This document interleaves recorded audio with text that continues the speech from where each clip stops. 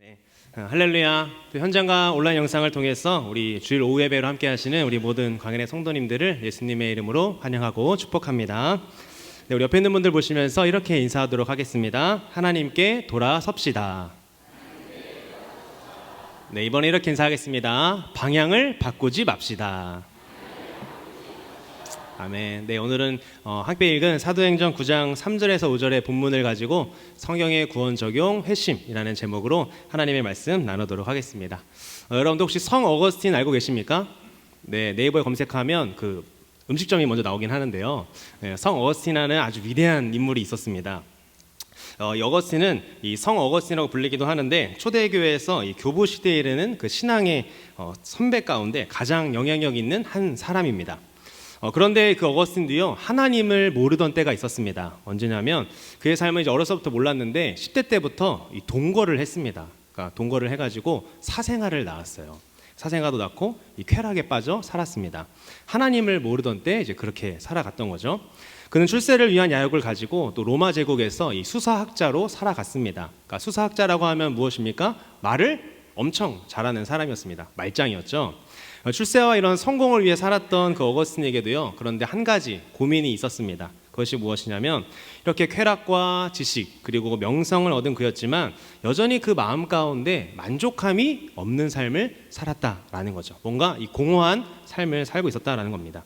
그는 정상의 위치에 서서 많은 사람들에게 존경도 받고 명예와 권세를 다 얻었지만 만족함이 없었다라는 거죠. 그러던 어느 날 이 어거스틴 귀에 한 음성이 들려옵니다. 뭐라고 음성이 들려오냐면 톨레레게 이런 음성이 들려옵니다. 뜻은 무엇이냐면 집어들고 읽어라 라는 말이 이 톨레레게였습니다. 그래서 어거스틴은요, 이 거실에 있던 그 성경을 펼쳐서 말씀을 보는데 어디를 펼쳤냐면 이 로마서 13장 13절에서 14절 말씀을 봤습니다. 그 당시 상황을 이 어거스틴이 기록한 글이 있는데요, 제가 한번 읽어봐 드리겠습니다. 나는 집 근처에서 어린아이의 노랫소리를 듣게 되었다.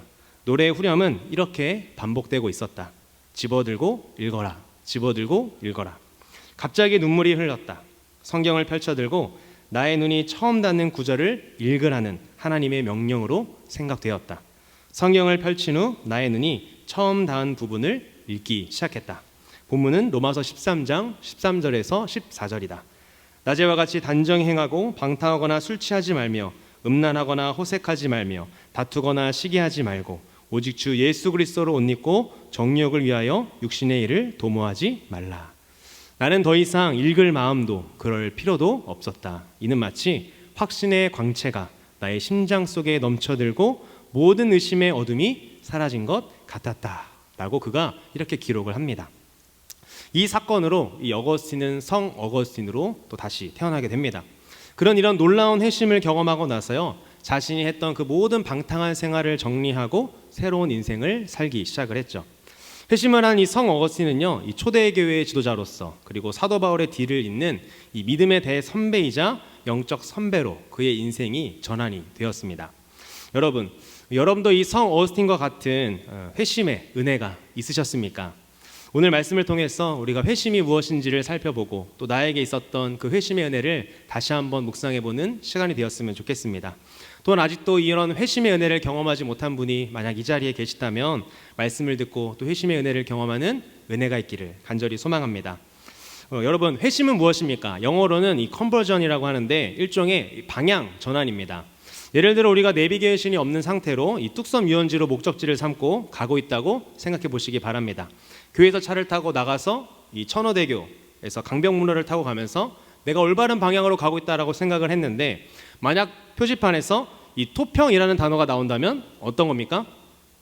반대 방향으로 가고 있는 것이죠. 내가 가는 길이 올바른 길이 아니라 정반대로 가고 있구나라는 것을 이제 깨닫게 되는 겁니다. 그러면서 선택을 해야죠. 계속해서 그 잘못된 길을 가든지 아니면 방향을 180도로 바꿔서 돌이키든지 말입니다. 여기서 방향을 바꿔 다시 그 뚝섬 유원지 쪽으로 돌리는 것, 그것이 바로 회심입니다. 우리가 원래 가야 할 방향으로 나의 삶의 방향을 바꾸는 것이죠. 즉 회심은요, 이 불신자에서 신자로의 그리고 인생의 가장 큰 방향 전환이다라고 할 수가 있습니다. 그래서 회심을 경험한 우리 청소년들, 청년들은 뭐라고 합니까? 인생의 터닝 포인트였다. 뭐 청년이랑 뭐 청소년뿐만 아니라 이 회심을 경험한 모든 분들은 그때가 나의 인생의 터닝 포인트였다라고 이야기도 하죠. 그래서 하나님과 무관한 이 불신자의 삶을 살다가 어느 날 복음을 듣고 나서 내가 잘못 살았다라는 것을 깨닫게 되는 거죠. 그래서 하나님께로 방향을 전환하면 그는 곧 회심한 사람이라고 할 수가 있는 것이죠. 사실 우리는 태어나면서부터요, 하나님께로 원래 방향을 향해 가야 되는데 그러지 못한 삶을 살고 있었다라는 것입니다.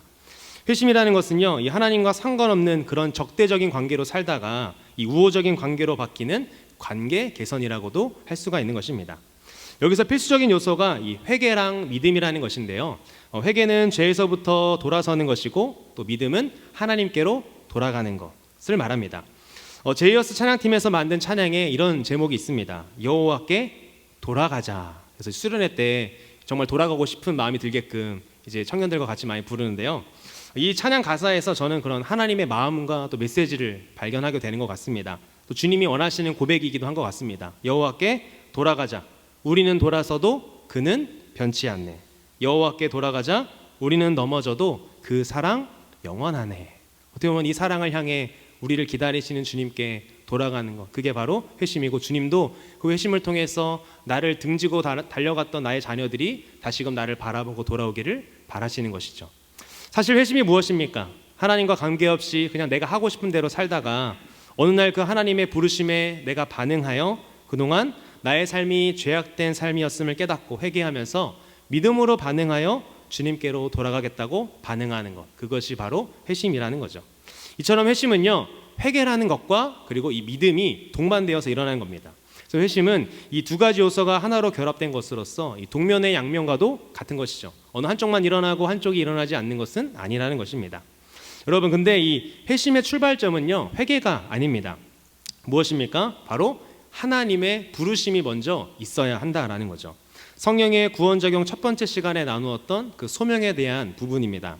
사실 회심이란요, 하나님의 부르심에 반응하는 것입니다. 하나님의 부르심이 있어야 우리가 회심할 수 있는 겁니다. 사실 죄 가운데 태어난 인간에게는요, 스스로 그 하나님을 찾고자 하는 마음조차 없고요, 능력조차 없습니다. 그래서 하나님이 우리를 부르시고 만지셔야 우리가 그것에 반응하게 되는 것입니다. 그래서 회심 전에 예정과 소명, 그리고 지난 시간에 배웠던 중생이 있어야 하는 것이죠. 생각해 보면요, 이것은요, 우리가 할 수 있는 일이 아니라 하나님이 주도적으로 우리 인생 가운데 행하시는 일이라는 겁니다. 예정과 소명, 그리고 중생이 하나님의 일이라면 사람의 일도 있습니다. 그것은 무엇이냐면 바로 회심에 들어있는 회개와 믿음이라는 것이죠. 하나님의 부르심에 대한 반응입니다. 결국 회심은 하나님의 일인 동시에 사람의 일이다라고 할 수 있는 것입니다. 중생은 우리의 무의식 속에 일어나는 변화인 반면에 회심은 우리의 의식 속에서 일어나는 변화이기 때문에 그만큼 우리의 반응이 요구된다라는 것이죠. 그런데 이 회심의 요소인 회개와 믿음도요, 이 지적인 요소와 그리고 감정적인 요소, 그리고 의지적인 요소로 나누어서 살펴볼 수 있습니다. 지정의가 변화하는 것이 어떻게 보면 이 전인적인 변화라는 거죠. 어떤 하나가 단계적으로 된다라기보다도 그 모든 것들이 한 번에 동시에 일어나는 것입니다. 회개의 지적인 요소는요, 이 죄가 하나님께 대한 반역이었음을 깨닫는 겁니다. 그리고 하나님의 진노를 받아 마땅한 것임을 깨닫게 되는 거죠. 내가 진노를 받기에 마땅한 그런 죄의 자녀였구나, 은혜 아래 있는 자가 아니라 나는 죄 아래 있는 자였구나 라는 것을 깨닫게 되는 겁니다. 그러니까 내가 지금까지 잘못 살고 있었다라는 것을 깨닫게 되는 거죠. 나의 죄악이 얼마나 심각한지, 내가 얼마나 죄인인지, 내가 지옥으로 떨어질 그런 자녀라는 것을 깨닫게 되는 겁니다. 누가복음 5장에 보면 베드로가 예수님 앞에 어떻게 반응합니까? 밤새도록 물고기를 잡지 못했던 그 어부들에게 한순간 예수님이 나타나서 깊은 곳에 가서 그물을 내리라 라고 말씀을 하죠. 그러자 물고기가 너무 많아 그물이 찢어지는 일이 발생하게 됩니다. 밤새도록 베테랑 어부들이 고기를 못 잡았는데 예수님이 말씀대로 그물을 던지니까 그물이 찢어질 만큼 물고기들이 잡혔죠. 그때 베드로가 말합니다. 누가복음 5장 8절인데요. 함께 읽어보겠습니다. 시몬 베드로가 이를 보고 예수의 무릎 아래에 엎드려 이르되 주여 나를 떠나소서 나는 죄인이로소이다 하니. 아멘. 무슨 말입니까? 예수님이 어떤 분인지를 베드로가 깨닫게 되자요, 자신이 죄인임을 깨닫게 되고 고백하고 있는 것입니다.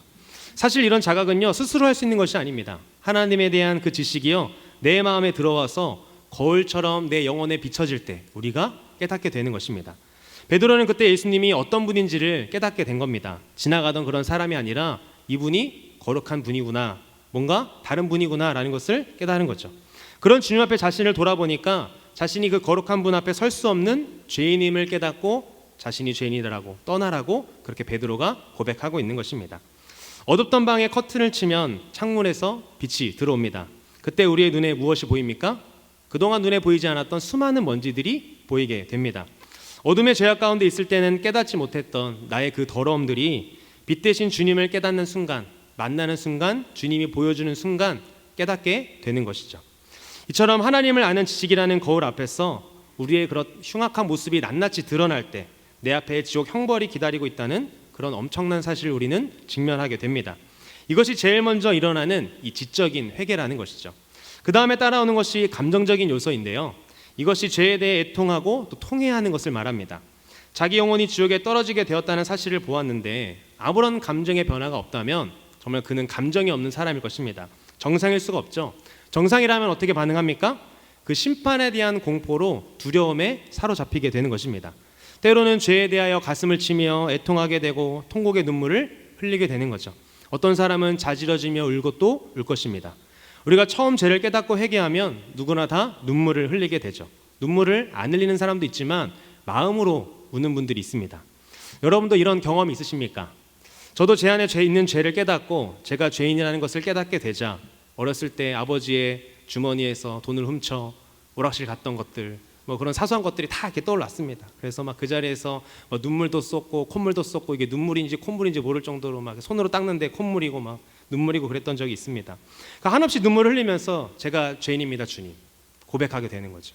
가장 먼저 했던 게 주님 영광 받으소서 이런 것이 아닙니다. 주님께서 그 죄를 자각하시면 내가 죄인이구나, 내 안에 이런 더러움이 있었구나라는 것들을 고백하게 되는 것입니다. 이처럼 회개에는 이런 감정적인 요소가 들어가 있다라는 거죠. 그 후로는 이제 의지적인 요소가 나타나는데요. 그런 고백을 했다면 뭡니까? 그것은 죄를 고백하고 버리는 거죠. 이런 감정적인 요소가 드러날 때 그런 감정을 가지고 나의 죄를 고백하는 것입니다. 제가 경험했던 일처럼 자신이 죄인임을 깨닫고 눈물을 흘리면서 그동안 저질렀던 모든 죄악들을 고백하는 겁니다. 죄와 싸우며 죄를 버리고 떠나는 것이 이런 의지적인 요소인 것이죠. 방향을 전환하는 것입니다. 단순히 이런 앞에 있었던 지적인 요소와 이런 감정적인 요소에만 머문다면 진정한 회개라고 할 수가 없습니다. 방향을 바꾸는 그런 의지적인 요소까지 갖춰야 진정한 회개라고 할 수 있는 것이죠. 교회 다니면서 회개했다고 하지만 삶이 변하지 않고 똑같은 죄를 똑같이 짓고 있다면 주변 사람들이 봤을 때 뭐라고 생각하겠습니까? 저 사람 회개했다고 했는데 그대로인 것 같은데? 라고 생각이 들 수 있겠죠. 누가복음 15장에 어떤 이야기가 나옵니까? 바로 이 돌아온 탕자 이야기가 나옵니다. 탕자가 어떻게 합니까? 멀쩡히 살아있는 그 아버지를 죽은 사람처럼 여겨서 자신에게 상속분을 달라고 합니다. 자신이 받을 상속을 다 받아서 먼 나라에 가서 허랑방탕하게 살다가 재산을 다 날려버리게 되고 게다가 그 땅에 흉년이 들게 되죠. 그래서 먹고 살기 위해서 일자리를 구해 다니지만 불성실한 그 외국인을 직원으로 써줄 만한 그런 가게는 하나도 없었습니다. 그래서 어쩔 수 없이 냄새나는 그 돼지우리의 똥을 치우는 일에 참여하게 되죠. 돼지들이 먹는 그 쥐염 열매를 먹으며 하루하루를 간신히 버텼습니다. 근데 성경엔 또 뭐라고 합니까? 그 쥐염 열매조차 주는 사람이 없었더라 라고 하면서 비참한 상황을 우리에게 말해주고 있죠. 이때 자신의 그 비참한 처지에 비해서 아버지에 있었던 그 집의 종들이 생각이 났습니다. 그들은 어땠을까요? 아버지의 종들은 되게 인격적인 대우를 받으며 잠자리도 있었고 고봉밥도 주고 반찬도 풍족히 주면서 풍족히 먹고 사는 모습이 떠올랐습니다. 아버지 집에 있을 때 그 아버지의 사랑과 그 풍요로움이 그리워지면서 돌아가고픈 마음이 간절하게 이 탕자의 마음에 생기죠. 하지만 아버지의 재산을 탕진하고 이 거지가 된 자신을 돌아보니까 이 도저히 돌아갈 용기가 안 났습니다. 하지만 용기를 내서 염치불구함에도 자신이 이제 아버지의 집으로 돌아가기를 결정을 하죠. 그리고 비록 거지 같은 차림이지만 아버지 품에 안겼습니다. 사실은 어떻게 합니까? 아들이 올 때 아버지가 가서 달려가서 안았죠. 사랑하는 아들을 매일매일 기다리면서 또 동네 사람들이 쳐 죽일 놈이라고 돌로 쳐 죽이기 전에 먼저 아버지가 가서 아들을 아는 것입니다. 여러분, 이것이 바로 회개라는 것입니다. 탕자가 만약에 돼지우리에서 그냥 울고만 있었다면 그는 회개할 수 없었을 것입니다. 회개라고 할 수가 없는 거죠. 아버지에게 의지적으로 돌아왔기 때문에 그가 회개했다라고 우리는 말할 수가 있는 겁니다. 이처럼 회개는요, 천국으로 들어가는 첫 번째 관문인 것입니다. 회개가 회심의 한 면이라면 믿음은요, 이 회심의 또 다른 면입니다. 회개했다고 해서 회심한 것이 아니라는 것이죠. 이 동전의 양면인 그 믿음이 더해져야 합니다. 그럼 믿음이 무엇입니까? 이 믿음은요, 적극적으로 하나님께 나아가는 것을 말합니다. 또한 믿음은 철저히 그 예수님과 연결이 되어 있는데요, 요한복음 20장에서는 그 요한복음을 기록한 목적을 요한이 말해주고 있습니다. 우리 요한복음 20장 31절 말씀 함께 읽겠습니다.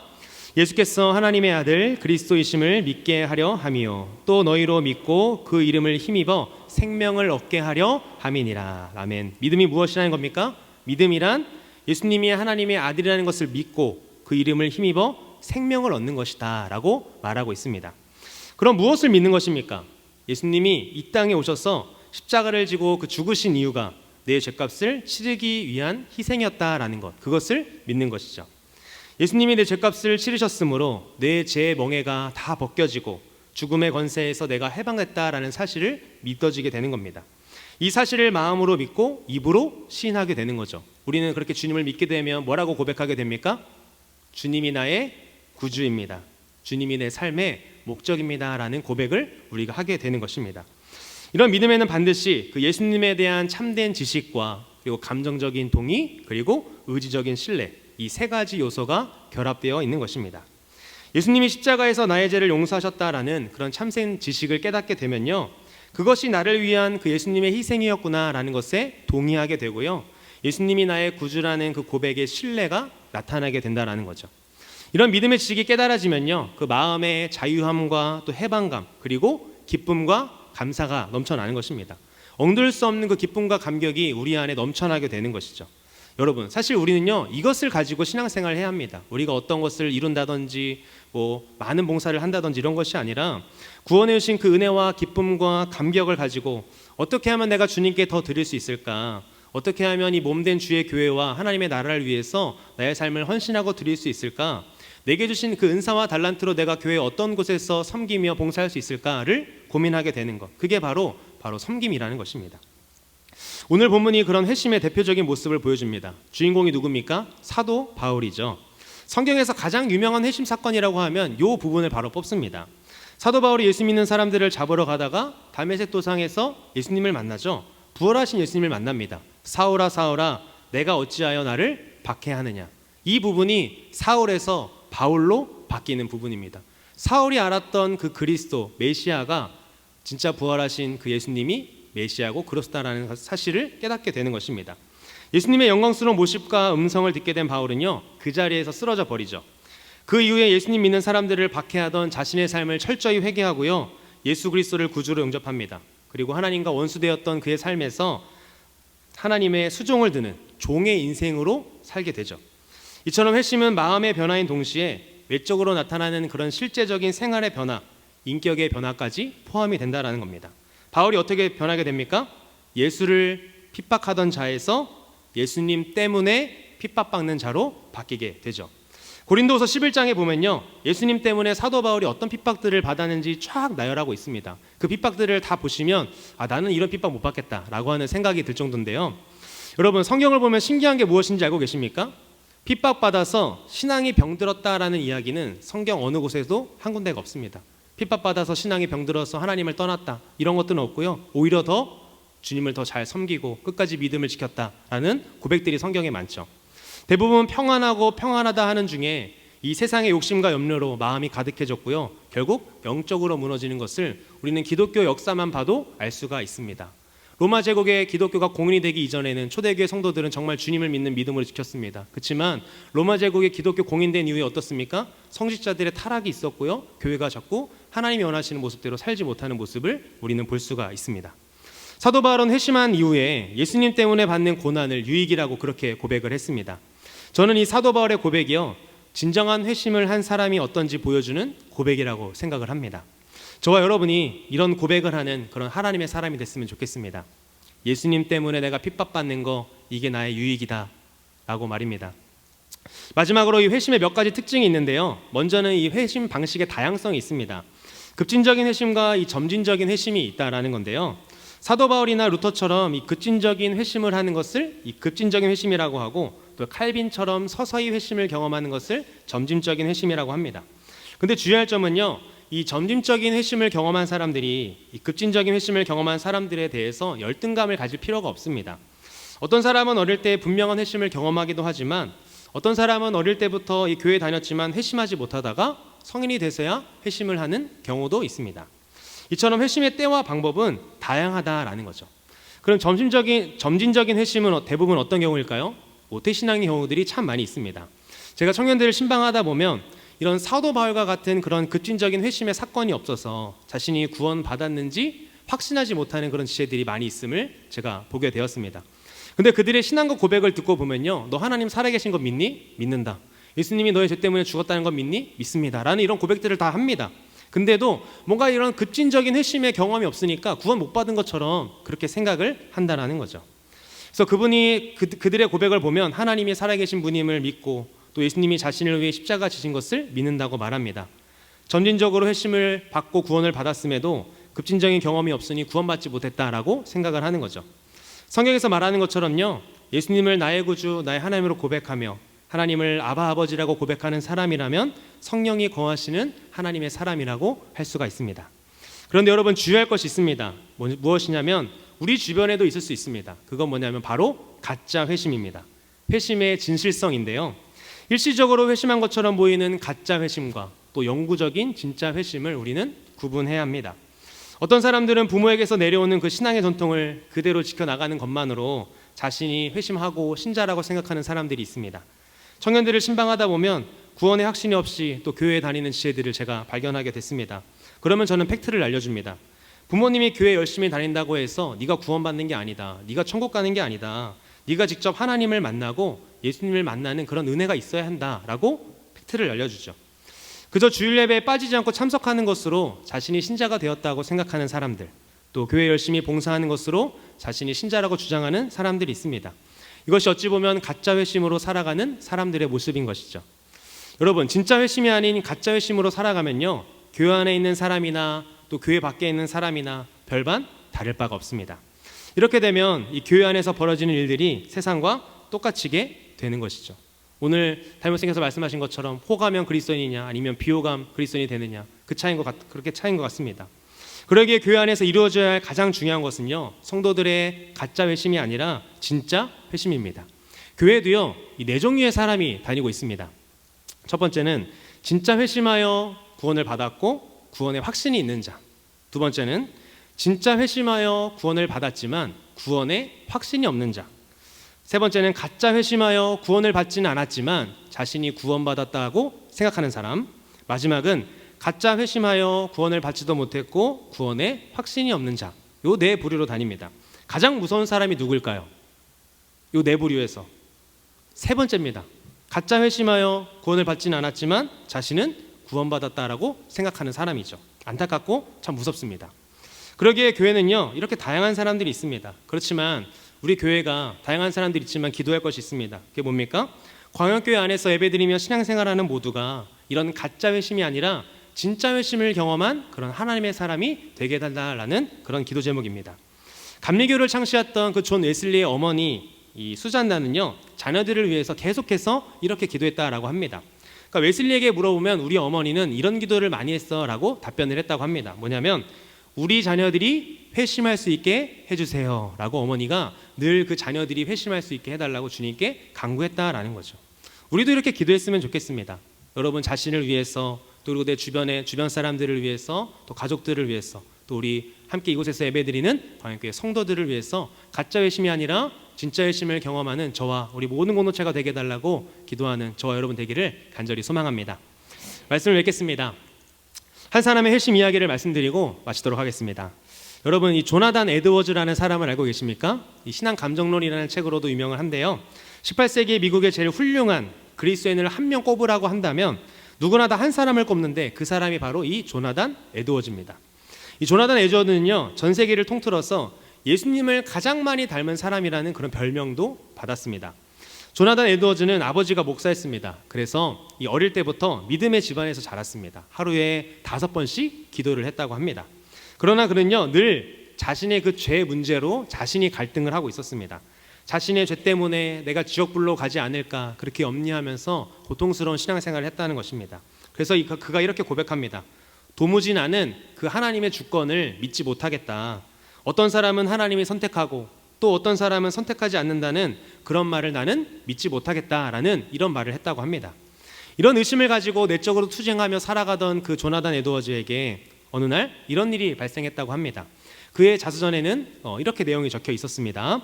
디모데전서 1장 17절을 읽을 때였다. 영원하신 왕 곧 썩지 아니하고 보이지 아니하고 홀로 하나이신 하나님께 존귀와 영광이 영원 무궁하도록 있을지어다. 아멘. 이 구절을 읽고 있는데 하나님의 영광에 대한 감각, 전에 경험했던 어떤 것과도 전혀 다른 감각이 내 영혼을 감쌌다. 그리고 내 영혼 전체에 확신되었다. 성경의 다른 어떤 구절도 이 구절처럼 내게 다가온 적은 없었다.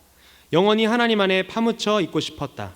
나는 속으로 하나님은 얼마나 놀라우신 분인가 생각했으며 이 성경 구절을 계속 되풀이해서 읽었으며 그 성경 구절을 가지고 찬송을 불렀다. 그리고 하나님과 즐겁게 교제하기 위해 기도하러 갔다. 이 체험 안에는 영적인 어떤 것, 즉 구원과 관련된 어떤 것이 있었다라고 그가 이렇게 고백을 했습니다. 이것이 예수님을 가장 많이 닮았다라고 평가받는 이 조나단 에드워즈의 회심 이야기입니다. 설교 앞에서 말한 이 성 어거스틴과 이 조나단 에드워즈의 이 회심에 대한 공통점 혹시 여러분들 들으시면서 좀 발견하신 거 있으십니까? 먼저는 회심하기 전에 자신의 죄 문제로 고민하는 인생을 살았다라는 것입니다. 그리고 마지막으로 공통점은요, 그들 모두에게 하나님의 말씀을 듣는 시간, 말씀을 읽는 시간, 보는 시간이 있었다라는 겁니다. 설교를 들을 때건 성경을 읽을 때건 그들 모두 하나님의 말씀이 자기 영혼에 부딪혀 오는 경험을 했다라는 것입니다. 말씀이 부딪혀 오면 자신의 죄를 인식하게 되고 예수 그리스도만이 이 문제에 대한 해결책이라는 사실을 깨닫게 되는 것입니다. 바라기는 우리가 늘 말씀 앞에 있기를 원합니다. 그 말씀이 부딪혀 오는 은혜를 통해서 우리의 삶을 돌아보고 다시 한번 그 회심의 은혜를 기억하며 신앙생활의 기쁨과 감사가 넘치기를 바랍니다. 진정한 회심을 경험했다면 여러분 삶의 방향이 바뀔 것이고요, 삶의 주인이 바뀔 것입니다.